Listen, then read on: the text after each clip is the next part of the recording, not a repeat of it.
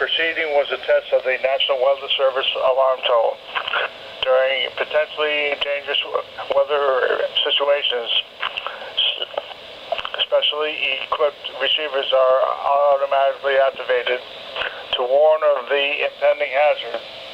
Tests of these receivers by the system are normally conducted by the National Weather Service every Wednesday between 11 a.m. and noon.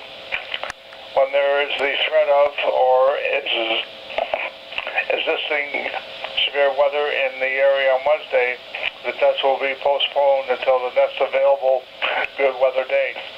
The warning alarm transmitted over National Weather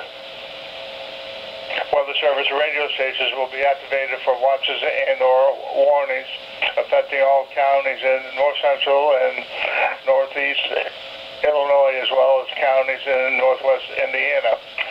Reception of this broadcast and the alarm tone will vary at any given location. The variability, normally more noticeable at a distance from a given transmitter, will occur even though you are using a good quality receiver in perfect working order. This concludes the tone alarm test. We will now return to our regular program.